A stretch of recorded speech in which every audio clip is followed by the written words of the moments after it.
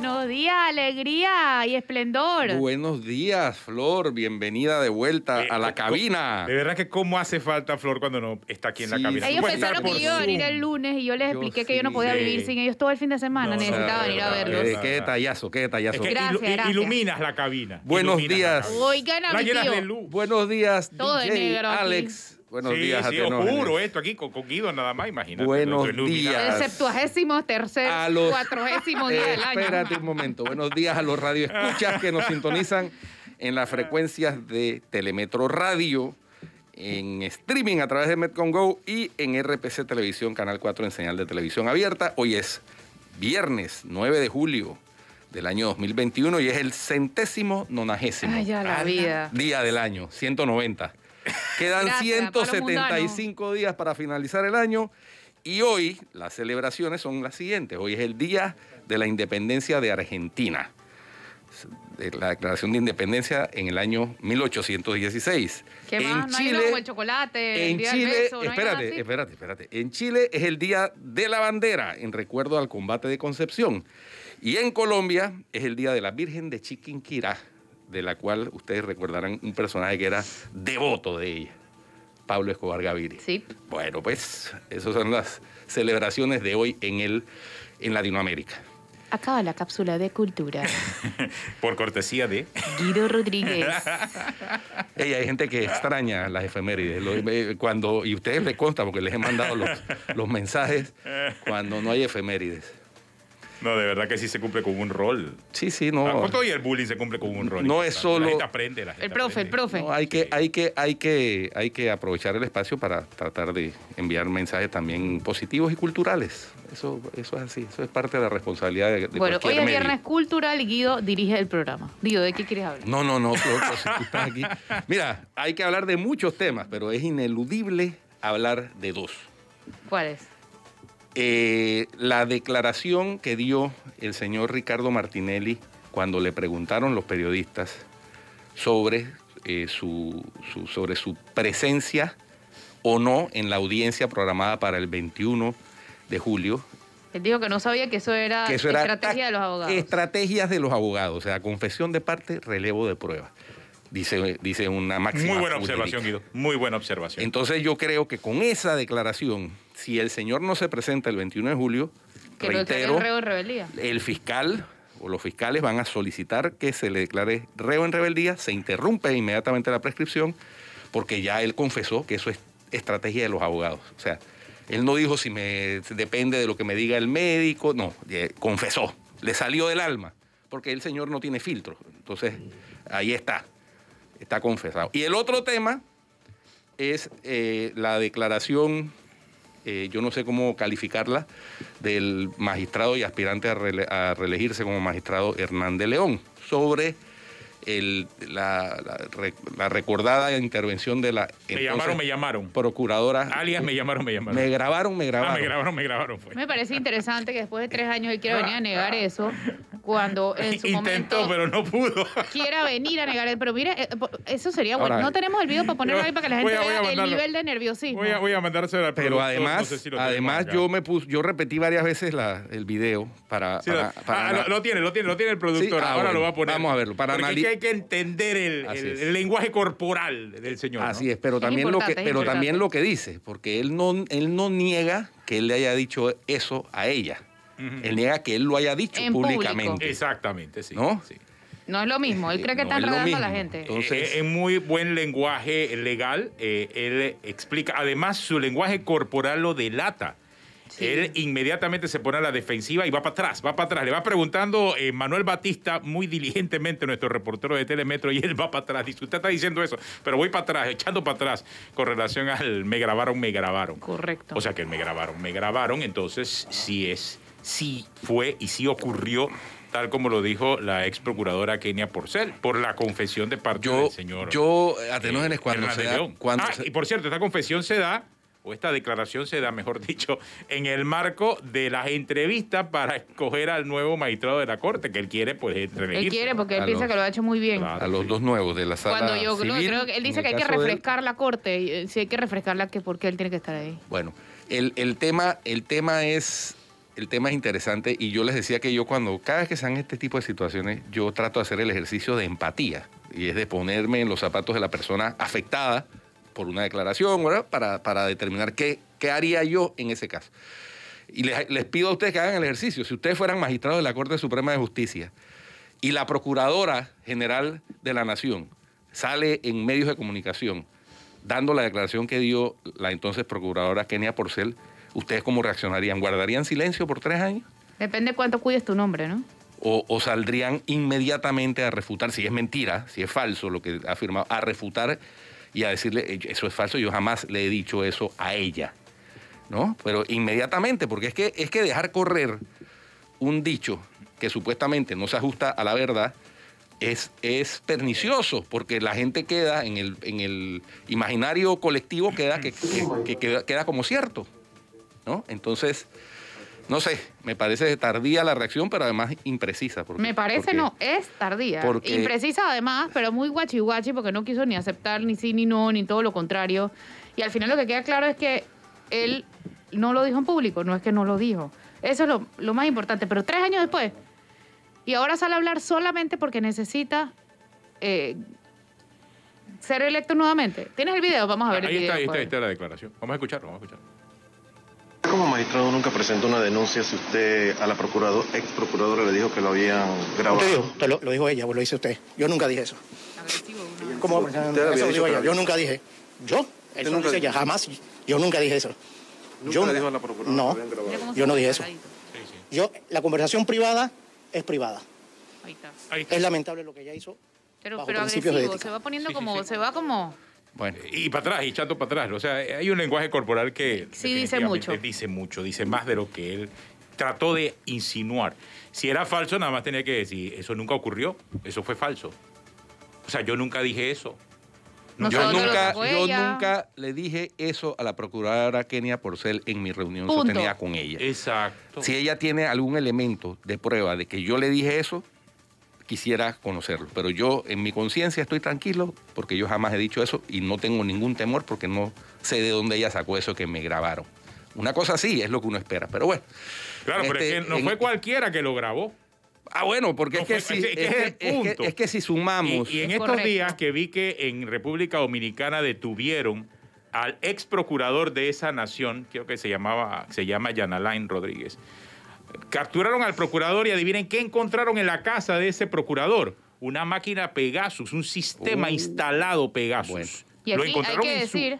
En la casa de un ex procurador. Si eso ocurrió en República Dominicana, ¿acá dónde está la Pegasus? Nadie sabe. Bueno, todavía no. Pero y lo que dijo este señor, hoy magistrado de la Corte Suprema de Justicia, que quiere reelegirse, es que a él lo grabaron. Pero recordemos quién lo grabó. Bueno, es que si le sumamos a todas las declaraciones que han dado varios ex colaboradores, ex ministros del señor Martinelli, que está sentado en el banquillo de los acusados por hacer uso indebido de recursos del Estado para dar seguimiento ilegal y para intervenir ilegalmente comunicaciones privadas. El señor Jimmy Papadimitriou, por ejemplo, lo dijo ahí enfrente de la Procuraduría de la Administración. Dijo el señor Martinelli tenía pinchado a sus ministros, a sus colaboradores, a sus adversarios, etcétera. Entre esos estarían los magistrados seguramente. Claro, si eso me lo hacen a mí, pues obviamente yo soy proceso o parte de un proceso, pero que se lo hagan a un magistrado de la Corte Suprema de Justicia en funciones es otra cosa. Totalmente. Y este señor quiere reelegirse. Por eso, por eso a la señora Hidalgo, ¿cómo es que se llamaba la conocida como la conejita, que estuvo refugiada María del aquí? Pilar Hurtado. María del Pilar Hurtado, perdón, Hidalgo. Hurtado, ex jefa del DAS, del desaparecido Departamento Administrativo de Seguridad en Colombia, el equivalente al Consejo Nacional de Seguridad acá, está purgando 18 años de prisión en Colombia por haber grabado, pinchado ilegalmente los teléfonos de los magistrados de la Corte Suprema de Justicia de Colombia. Pero aquí el magistrado se da cuenta y el magistrado fue y le cuenta como un bochinchito a la procuradora de la Nación. En privado debió ser, siendo él un magistrado de la Corte Suprema de Justicia, a la Procuradora General de la Nación en ese momento, Kenia Porcel. Ha tenido, haciendo el ejercicio de empatía, ha tenido que presentar la denuncia inmediatamente, porque se estaba tratando de usar esa grabación. ¿Con qué propósito? con el propósito de desviar la justicia seguramente. Siendo el magistrado de la Corte Suprema de Justicia. Es más, aquí estamos viendo un casito de este muchacho Andrés Conte, que resulta que hackeó... compleja ahora. Ajá, sí, Causa pero compleja. Resulta que el señor Andrés Conte supuestamente hackeó a la institución conocida como Policía Nacional, no al director de la policía porque habría un agravante, no al presidente de la República porque habría un agravante. Pero este muchachito ha hackeado supuestamente a la Policía Nacional y le han declarado causa compleja. Están enrevesando todo ese caso y me vas a decir que el peso de Andrés Conte es similar al peso del expresidente Ricardo Martinelli. Ningún sentido. Me vas a decir que lo que hizo este muchachito Andrés Conte es similar o se le llega tan siquiera a hackear y escuchar las conversaciones de un magistrado de la Corte Suprema de Justicia en Panamá. Por eso le digo, este país está al revés. Está al revés completamente. Y lo único que sí tengo que estar de acuerdo con el magistrado es que hay que refrescar la administración. Sí, eso sí. Pero ¿cómo vamos a refrescarla con el mismo? Pero con un chorro a presión, con un chorro de agua a presión. Hay que sacando lo que hay ahí, no dejándolo. Para sacar la mugre. Además, él ya fue presidente de la Corte. No es que fue un magistrado y ahora quiere reelegirse para poder presidir la Corte y que tiene 10 planes. No. Él ya fue presidente de la Corte. Encargado, pero presidente. Por supuesto. Sí. Pero no fue encargado por 10 días. No, él duró... Casi que el año completo. Así es. Así que, por favor, si ya no lo hizo, no lo va a hacer. El nombre que tiene en este momento no va a mejorar. No va a mejorar porque se demostraba y se corregía con acciones, no con nuevos periodos. Pero es que, ¿qué le habrá gustado tanto del poder? A mí me encantaría saber eso. ¿Por qué se quiere reelegir? ¿Por qué? Les encanta el poder, el que los esté llamando, el que los estén cotizando. Cotizando, así son las ventas, sí, con cotizaciones. Exactamente. Así son las ventas. Sí, ese es el punto. Hay quienes, ¿cómo es que dijo la otra? Hay quienes se venden, otros se alquilan. Oye, los diputados de Cambio Democrático... Otros se venden con pacto de retroventa y se alquilan con opción de compra. ¿Oyeron? Ese... Del Partido Alianza. Esa es la... Ellos están cotizando, ¿no? Están en el proceso. Esa es la nueva bancada móvil de la Asamblea. La bancada móvil. Estamos viendo. La bancada portátil. La bancada portátil. Parafraseando a Rubén Blades. La bancada portátil de la Asamblea. No. La bancada rebelde, no sé ni cómo llamarla, pero ellos están buscando, ellos se están cotizando. Ahí está. Ellos se están cotizando. Pero es gravísima la falta de liderazgo. Como hablamos estos días, cada partido tiene un lío más grande que el otro. El PRD sacándose los ojos allá adentro, que todo el mundo sabe. El Molirena con el tema de la lotería y la pelea entre Pancho Alemán y Tito Rodríguez. El CD, tiene 15 de 18 rebeldes. El panameñismo tiene 3 a los que les va a revocar el mandato, en teoría, y que les puedo apostar aquí que no va a pasar. Que no va a quedar en nada, sí. Les van a iniciar el proceso para tratar de sancionarlo disciplinariamente, eventualmente con una revocatoria de mandato. Partido Popular, no... Presidente separado voluntariamente del cargo. Presidente separado en medio de una investigación y sacándose los ojos también. ¿Qué partido me queda? Que ni es. RM. No has mencionado partido, sí, Partido Popular. RM, es que RM tendría que ser... Que no notaste, sí. La única pelea en RM tendría que ser de yo con yo. Sí, ¿no? Porque ese es un partido de bolsillo. Es decir, con dueño. Tiene hasta las iniciales del factor del partido, esas son las iniciales del partido. País, que bueno, el señor Toto Álvarez, no sé en qué estatus va del Partido País. De los compromisos que tiene que cumplir, convención constitutiva, etcétera, junta directiva y demás, para formalizar, ya cumplió con las firmas, para formalizar Partido País. Ya, esos son los partidos. Ahora, pero creo que no sería tan sencillo. Sí, esos son los partidos, no hay más. Una bancada como la de estos 15 diputados de Cambio Democrático, si quieren salir y apoyar de repente a el Partido Alianza o convertirse en la bancada del Partido Alianza, creo que no es tan sencillo. Tendrían que renunciar a su partido y el partido tendría que darle esa posibilidad. Creo que se le torna complejo, pero ellos pueden seguir siendo CD y apoyar entonces la línea de un partido político distinto, Alianza, Sí, pero Alianza no... Recordemos que Alianza no tiene diputados, no sé si tenga alcaldes, desconozco si tenga representantes de corregimiento. Es decir, Alianza fue un partido coyuntural de una coyuntura electoral. El divide y vencerás. Específica, así es. Tanto así que postuló a un miembro de Cambio Democrático como candidato a la presidencia. Bueno, para recibir el subsidio y todo lo demás. Así es, luego ese miembro renunció y entonces apoyó la candidatura de Rómulo Rux. Esa es la historia, ¿no? Entonces, pues Rómulo Rux, que esta mañana lo entrevistaste a Tenógenes, tiene que, como que dicen en el argot popular, mosquearse un poquito, ¿no? Porque le están moviendo, le están moviendo el piso desde hace rato. Y ese edificio en cualquier momento se derrumba. Para poner a ese símil. ritmo se está quedando sin diputados. Sí. A ese ritmo ya él se quedó sin diputado. De los otros 3, ¿quiénes son los no rebeldes? Ana Giselle Rosas, Edwin Zúñiga y Noriel... y Ronnie Araúz. Ronnie Araúz, perdón. Ronnie Araúz, que fue el candidato a a presidente. Claro, él insiste en decir que son 14, pero cuando yo sumo son 15. Pero 14, 15 ya a esta altura como que da igual, ¿no? Si son 14, son 15. La mayoría es la bancada móvil de la Asamblea, la bancada portátil. La bancada portátil de la Asamblea. Sí. No, la verdad que es terrible. Oye, ¿qué cantidad de material tuviera o tiene a su disposición Pedrito Altamiranda para componer una canción, ¿no? Con estos últimos acontecimientos que se han dado. Ojalá lo hiciera. Realmente... Él está concentrado en subir su música a Spotify, en ese tipo de cosas, ¿no? Pero la que ya tiene. Sí. Creo que está cansado.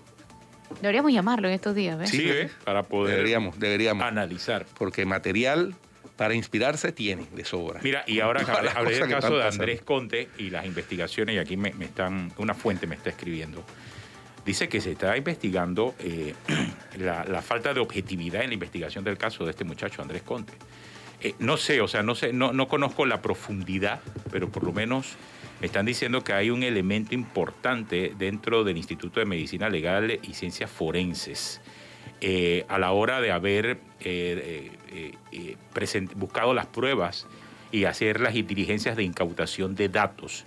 Allí pudo haberse dado errores claves e importantes dentro de ese proceso.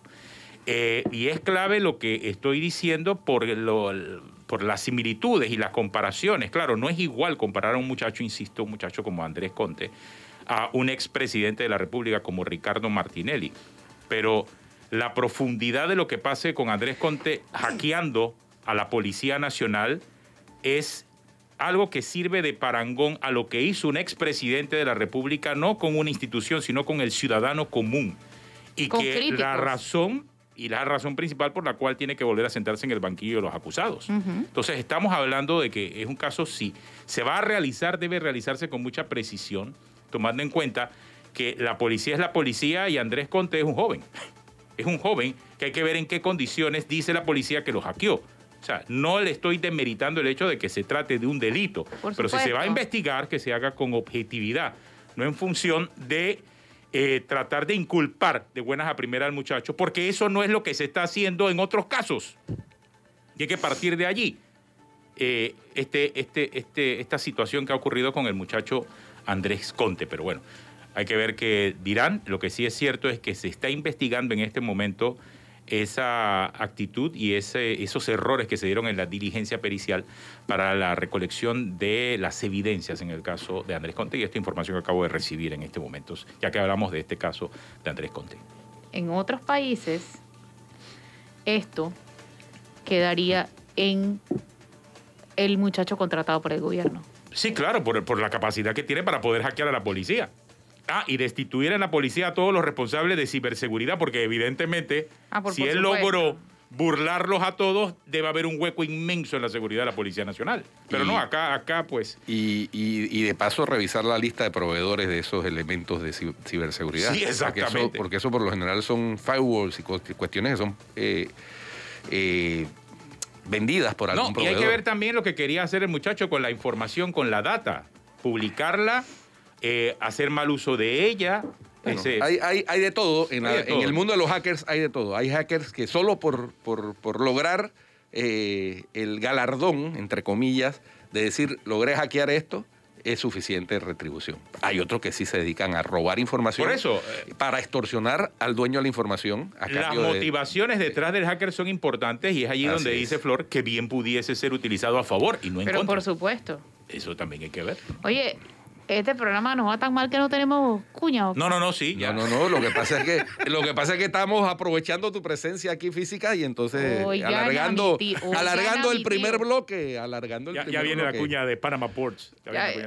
¿Y cuándo vamos a hablar de Panama Ports? Porque aquí hay que saber que pauten no es garantía de que no vamos a hablar de ellos. De hecho, es todo lo contrario. Para nada. Yo creo que ha quedado demostrado. Una pausa, regresamos, hombre.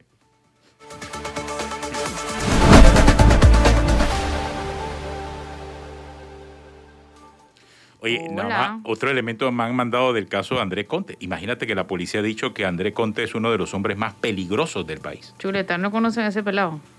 Epa. Ya te digo, no conozco el caso a profundidad, pero si la policía dice eso, creo que hay gente más peligrosa en este momento en Panamá.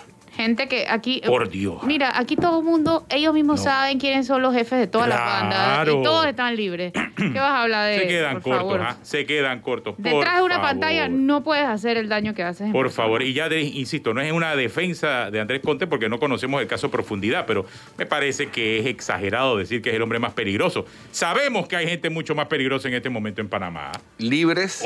Libres. Y haciendo de las suyas. Exactamente. Y hay una serie de elementos de escuchas telefónicas que no aparecen. Lo primero que va a hacer la policía es coadyuvar para ver si puede encontrar la máquina Pegasus, que está dando vueltas por ahí, ya lo dijo el propio magistrado de la corte, hombre, por favor. ¿No quieren hackeo? Bueno, aquí están hackeando un montón de gente todavía. Todavía, por favor, si esa máquina no ha aparecido, eso es escandaloso.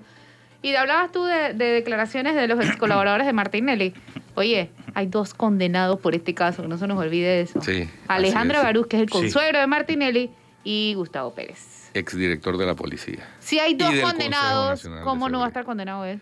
O sea, para entender. 2 exdirectores del Consejo Nacional de Seguridad. Por supuesto. ¿No? Y fueron condenados como cómplices. ¿Cómplices de quién? Exacto. Del fantasma de la ópera. Exactamente. O sea...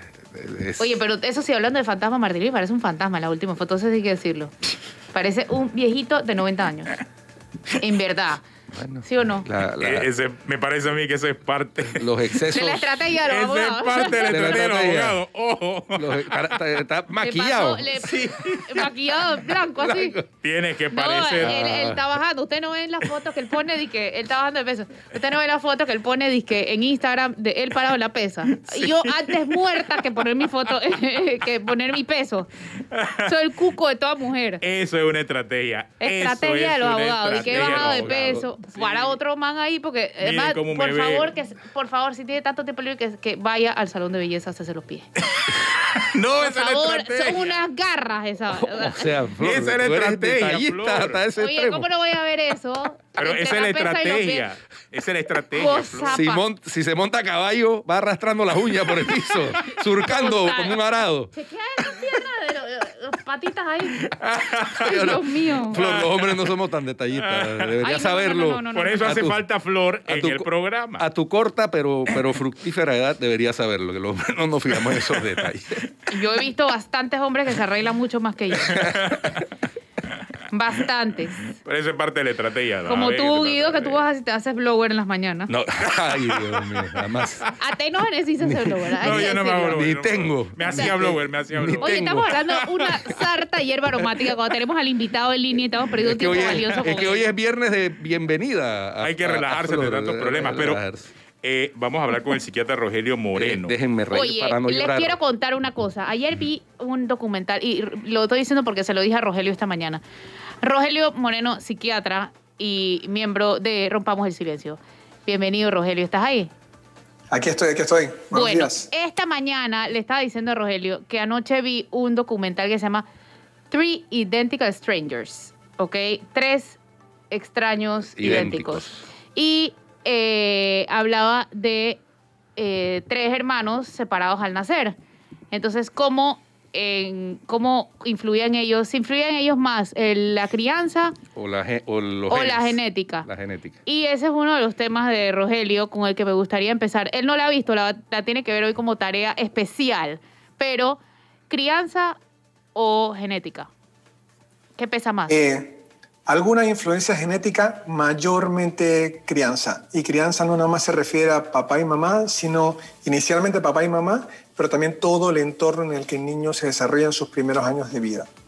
mayormente impacto es de eso, Claro. por lejos. Eso lo prueba el documental. Por eso es que, entre otras razones, hay gente que tiene una genética de un padre y madre ejemplares, han sido criados en hogares ejemplares, pero resultan ser unos crápulas en la vida social, porque tuvieron una influencia del entorno más allá de la genética. Así que eso de que tal palo, tal astilla, no necesariamente es cierto. En lo genético. En lo genético, porque pero recuerden sí que yo les he dicho. entorno. Claro, porque recuerden que yo les he dicho que el mal ejemplo permea rapidísimo. Claro, mientras que el buen ejemplo a veces no entra. Es que, Rogelio, me parece a mí, si el hijo ve al papá haciendo trampas, saltándose las filas, saltándose los tranques, estafando, o sea, viviendo una vida en donde trata de ocultarse de todo lo que debe plata, ¿cómo va a salir ese muchacho? Excelente, déjame aprovechar lo que estás diciendo porque me lleva a un punto súper importante. El hijo puede ver eso, pero además el hijo va por las calles y ve a la gente orinando en las aceras por todos lados, porque cada vez es más bochornoso ver esto. Ve a otra gente tirando basura, ve a otra gente colarse, ve a otra gente haciendo corrupción, jugando vivo, y el papá no dice nada. También la pasividad de los padres, por más ejemplares que sea la conducta de los papás, si el papá no es claro y explícito en decirle que todo eso está mal, él empieza a aprender y asimilar del entorno.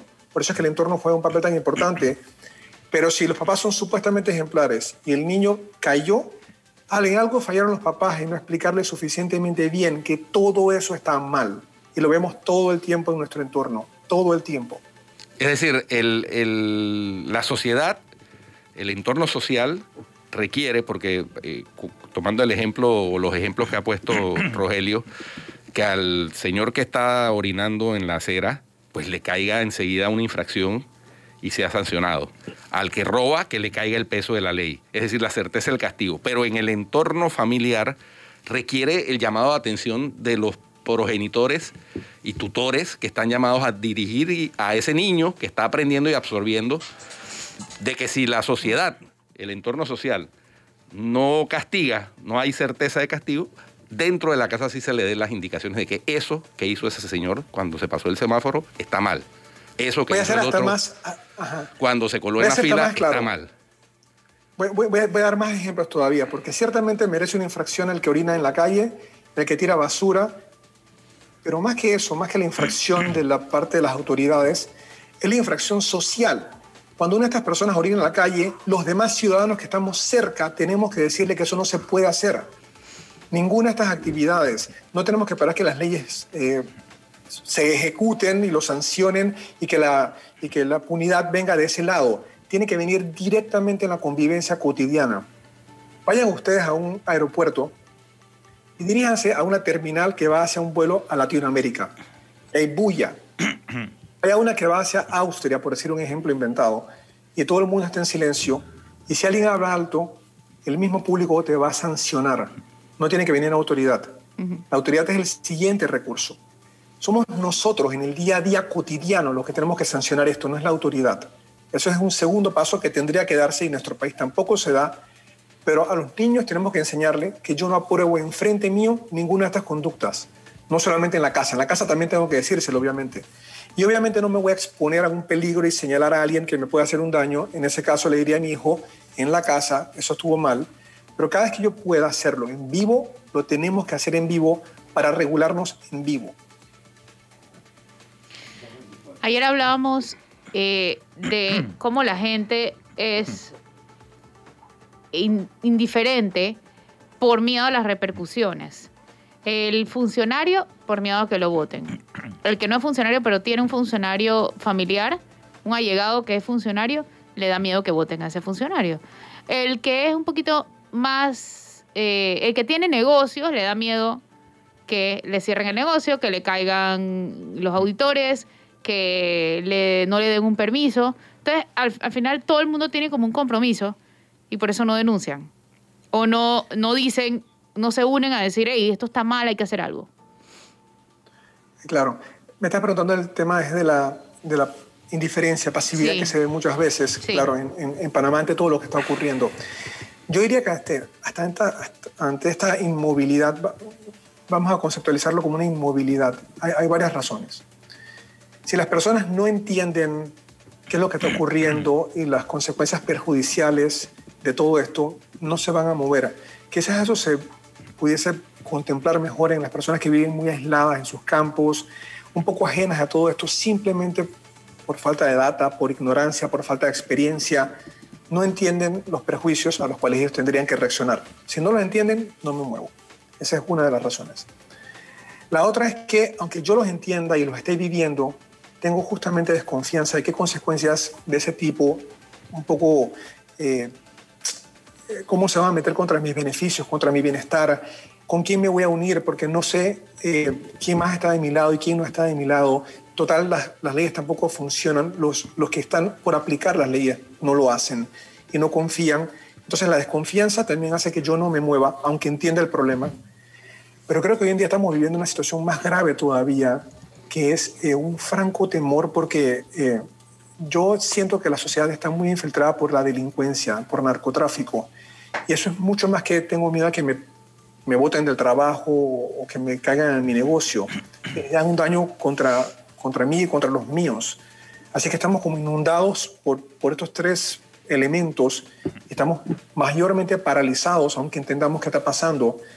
Pero solamente si nos unimos y sabemos que somos muchísimos más los que estamos bien y los enfrentamos en el día a día, como hace un momento proponía, en el día a día, es que podemos salir de esto. Si me permite un espacio, voy a contarles una anécdota. Hace unos años venía un taxi en contravía, se encontró conmigo. Yo me quedé y no me moví en vez de darle paso. Y él empezó a pitar y yo ahí me quedé. Y afortunadamente todo el entorno empezó a pitarle al taxista y le empezó a gritar al taxista y no le quedó otro remedio que dar la vuelta. Es ese tipo de movidas en el día a día que tenemos que hacer. No sé si me explico con este argumento. Por supuesto, pero también pasa que entonces le pitan a uno y le dicen, ya dale, deja eso así, ya dale, no vas a cambiar nada. Eso entonces, me ha pasado. Sí, pero entonces tú te quedas allí y llamas a la autoridad entonces. Uh-huh. Cuando se ocurre, entiendo que es un reto, pero ese es el reto que tenemos que afrontar. Pero yo creo que si más de estos incidentes se van dando, y mi experiencia va a ser que mayormente los que están conmigo responden conmigo, y entonces empiezo a generar un poco de confianza en que sí puedo hacer algo. Pero tengo que experimentarla, tengo que vivirla. Mientras tanto, si no me quedo quieto en mi mente, viendo todo sin hacer nada. Tenemos que señalarlos, pitarlos, unirnos, apoyarnos muy abiertamente en el día a día. Pasamos ahora a lo que pasó el miércoles. El miércoles, en Panamá siempre hay escándalos, en Panamá siempre hay descaro, todos los días. Pero el miércoles hubo como mucho escándalo y mucho descaro en un solo día. O sea, superó el estándar local incluso. ¿Viste los videos de la asamblea, de los diputados, las fotos con el presidente Martinelli? Yo quisiera saber tu opinión como psiquiatra, evaluar la mente de esos tipos. Sí. Bueno, obviamente mi impresión es que están conversando cosas que no son realidad. Hay muchas inconsistencias. Yo no creo que el gobierno del presidente Martinelli fue una época dorada como lo plantean en esa reunión, ni que este es el hombre que nos va a salvar, por supuesto que no. Y hay muchas inconsistencias. Detectar las inconsistencias es lo que me ayuda a mí a saber que estas personas están equivocadas. De hecho, hoy en la prensa, interesantemente, señalan una de las inconsistencias que yo también detecté. Cuando le preguntan al expresidente si él se va a presentar el 21 de junio, él sin darse cuenta responde que esas son estrategias de los abogados. Es correcto. Hay una inconsistencia. Él una vez dijo también que sus hijos son lo suficientemente grandes para lidiar por su cuenta y ahora él está pidiendo por ellos. Esa es otra inconsistencia. Entonces hay muchísimas inconsistencias e incongruencias que me hacen pensar que este grupo no está operando bien. Y yo tengo mayormente dos opciones. Es un grupo delirante, que no tiene un trastorno psicótico y se están creyendo full todo esto. No lo creo. O es un grupo que altamente manipula a cada quien por sus intereses, engañando a aquellos que son muy vulnerables a creerse todos estos cuentos. Y yo opto más por un asunto de manipulación. De hecho, cuando hablan como estrategias y todo lo demás, también vuelven a evidenciar que todo esto se trata de manipulación. Uh-huh. Interesante el análisis, porque sí, aunque yo creo que sí hay un par de delirantes ahí. Concuerdo. El tema es de manipulación de gente que, pues, desafortunadamente, a estas alturas del siglo XXI se deja manipular, ¿no? Porque para poder manipular, necesitas un manipulable. Así es. Y el manipulable es que hay mucha confusión en nuestro país. Es mucha, como ya es muy claro, el bajo nivel educativo que hay en toda la República. Nivel educativo no quiere decir que fui a la escuela, porque muchos fueron a la escuela, pero en verdad realmente salimos muy mal en las pruebas a pesar de que fui a la escuela. O sea que el nivel cultural educativo es muy bajo y esa gente entonces es muy vulnerable a las manipulaciones. Por eso también vemos, por ejemplo, la proliferación de sectas de todo tipo por todos lados. Porque hay gente muy vulnerable a la manipulación de unos pocos.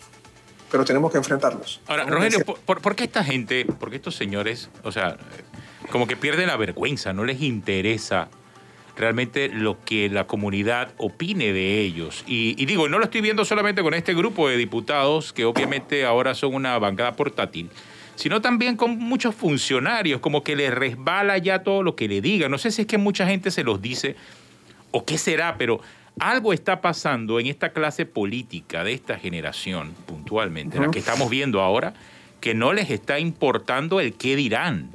Y eso es preocupante. Concuerdo. Y bueno, aquí la respuesta en corto es la presencia de los manzanillos. Ahora vamos a explicar qué quiere decir esto en términos científicos. En términos de psicología. Los antisociales, los narcisistas, todas estas personas corruptas se mueven con relaciones rígidas basadas en jerarquía y en lealtades.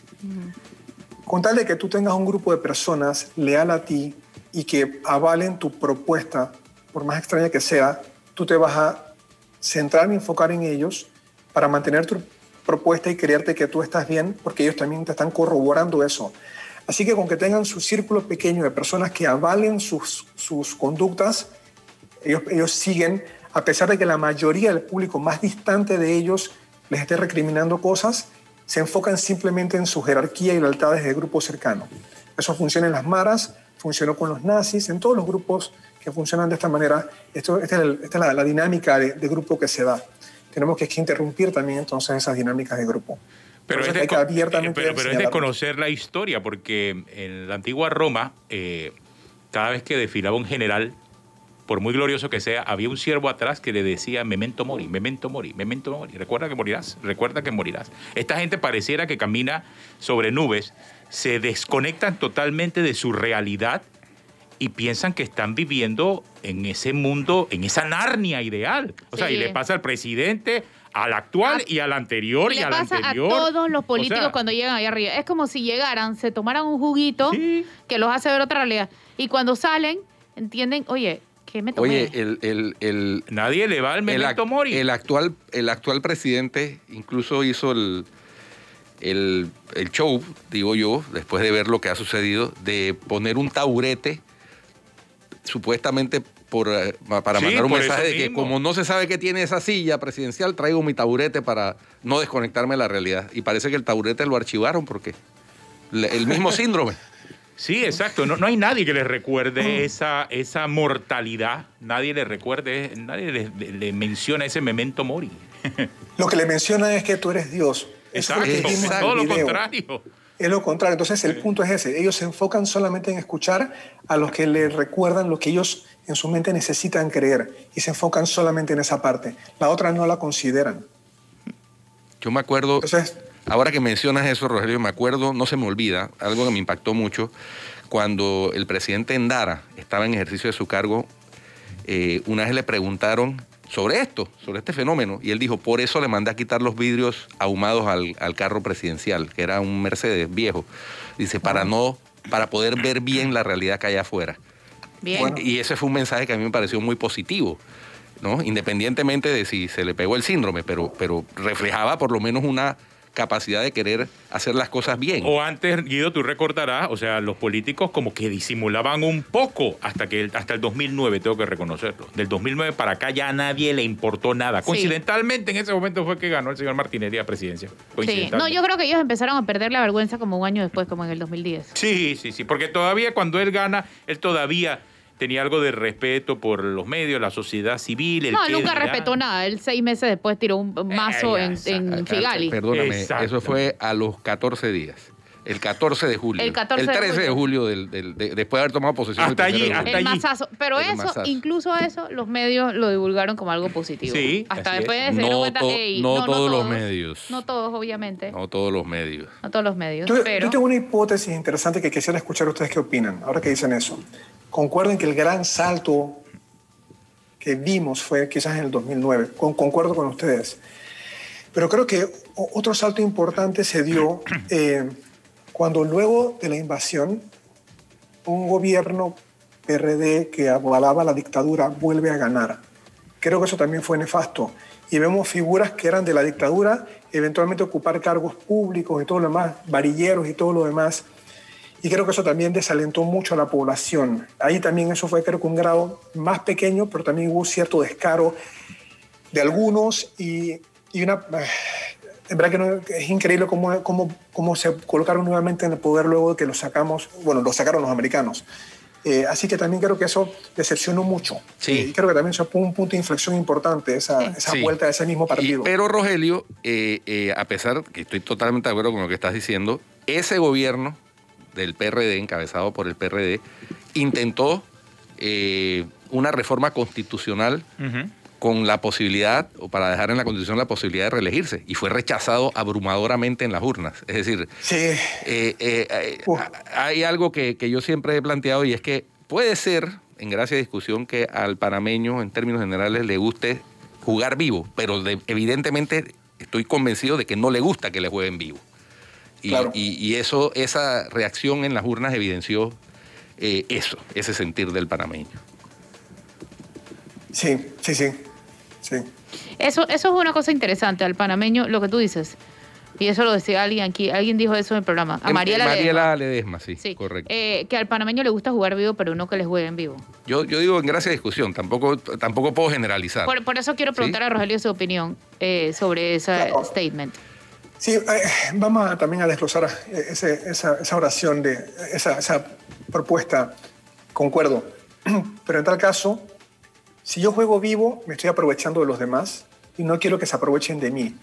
Eso ya establece la dinámica que yo creo que se da muchísimo en nuestro país de desunión. Por eso es que no avanzamos, no vamos para ningún lado, porque estamos velando por nuestros propios intereses y cuidándonos de que otro se aproveche, porque él también está velando por sus propios intereses. Así que es todo el tiempo una pugna, en vez de ser una coordinación social que no tenemos. Y eso se ve impactado porque nuestra estructura, digámoslo así, de gobierno, la arquitectura del poder, está desvencijada y entonces no actúa cuando debe actuar. Entonces la pugna se vuelve una pugna constante, porque esa pugna que Rogelio plantea es de la humanidad, desde el nacimiento, hace 10.000 años del primer Homo erectus. Pero es que para eso se crearon instituciones, se diseñaron unos estados, unos sistemas de gobierno, etcétera, para evitar que eso se dirima de esa manera salvaje. El problema es que cuando esas estructuras no funcionan, entonces pasamos de la ley de la selva a la selva de leyes inoperantes, ¿no? Entonces... Sí. Claro, ya hay sociedades que afortunadamente han sido exitosas en mayormente controlar y lograr esta armonía social.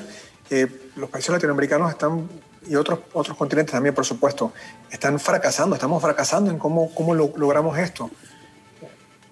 Sí. Bueno. La razón de nuestro fracaso también es un tema interesante, porque creo que también es la intervención de poderes que vienen de afuera, de los cuales no nos sabemos cuidar. Uh-huh. Sí. Y que en ocasiones no solamente no nos sabemos cuidar, sino que llegamos a crear un cierto nivel de dependencia de ellos. Sí, ¿no? Sí, así es. Que nos arreglen los problemas de afuera, porque nosotros nos declaramos incapaces de arreglarlos nosotros mismos. Así, concuerdo con esa. Rogelio, gracias por acompañarnos. A ustedes. Gracias, Rogelio. Muy interesante, como siempre, tus apreciaciones profesionales en torno a esta problemática nuestra de todos los días. Rogelio, o sea, le da forma a todo el desorden que hay allá afuera muchas veces y nos ayuda mucho en el programa a dar esa forma que hace falta. Porque a veces uno no entiende lo que pasa. Puede venir todos los días, Rogelio. Sí, Aquí hay temas de estudio todos los días. Es casi un consultorio clínico de Rogelio. Oye, para poder entender ese entorno político tan complejo y loco que existe. Loco es la palabra. Sí. Es loco. Bueno. Claro, y me dedico a esto porque me preocupo. Y gracias por el espacio en conversarlo abiertamente como una contribución. Muchas gracias, Rogelio. Saludos. Un abrazo. Saludos. Vamos al cambio, jefa. Vamos al cambio.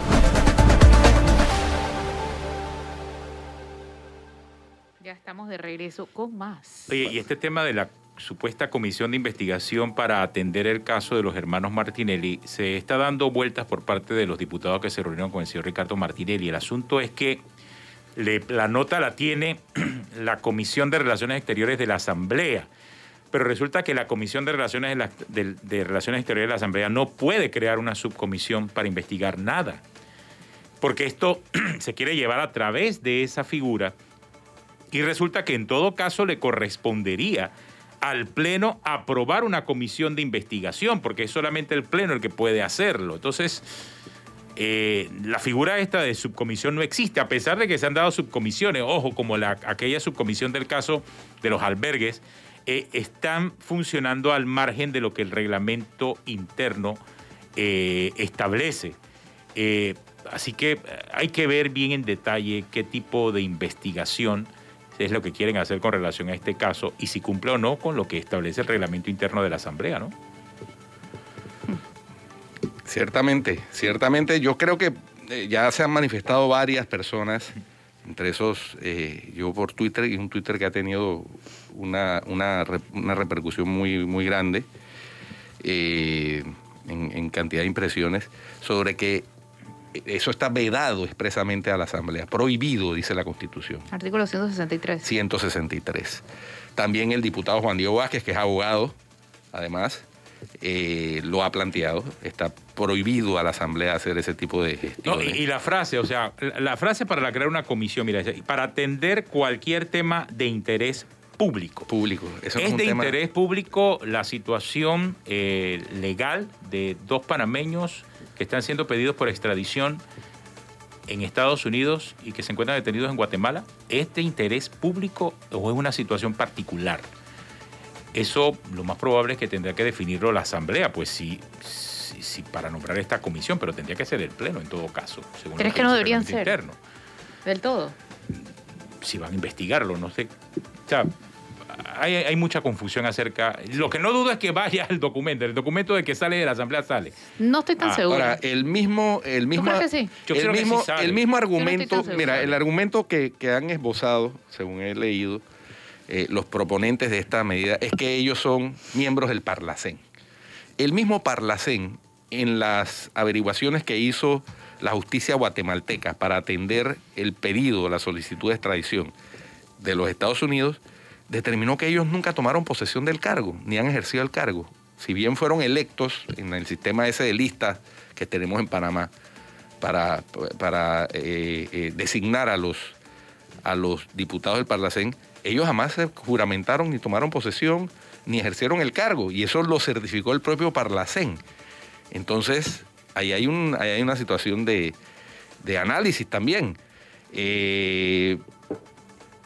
Yo no sé hasta qué punto que la Asamblea pueda inmiscuirse en esto, que es un tema de justicia además de otro país, porque es que quien está requiriendo es la justicia de Estados Unidos y quien está siendo requerido es el gobierno de Guatemala, y ellos han entablado una serie de procesos legales para impedir la extradición en Guatemala, todos hasta ahora fallidos, porque ya hubo, en el caso de uno de los hermanos, la decisión final de que la extradición procede. No se ha concretado, pero eso está por concretarse en cualquier momento. De ahí que hubo el supuesto intento de fuga, ¿no? Entonces, la verdad es que yo no veo cómo la Asamblea pueda hacer eso sin violar la Constitución, sí, y sin causar un incidente diplomático con Estados Unidos y con Guatemala. Claro, la Asamblea es soberana de hacerlo.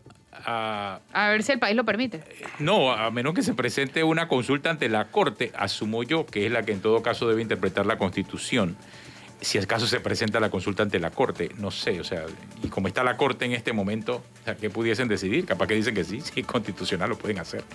Y termina la Asamblea inmiscuyéndose. Dependerá de estos acuerdos que tienen. Y termina la Asamblea inmiscuyéndose en temas del Ejecutivo, o sea, violando flagrantemente la Constitución, citando a la canciller para que rinda cuenta acerca del por qué no hizo tal o cual cosa. Y ojo, hablemos de que el caso de los señores Martinelli es uno, debe haber un montón más. Entonces, ¿es la Asamblea el ente para tratar todos estos temas? Hay muchas dudas y muchas preguntas que van a quedar después de si la Asamblea toma esa decisión. Así es. Bueno. Terminamos. Terminó la semana. Terminó la semana. Feliz fin de semana a todos. Pórtense bien y miren el documental. Miren el documental. Ah, bueno, me 3 gustó. extraños Quedé creyendo. idénticos. 3 extraños idénticos en Netflix. Muy bien. Y nos cuentan. Nos vemos el lunes, Dios mediante. Hasta el lunes, chao. Chao.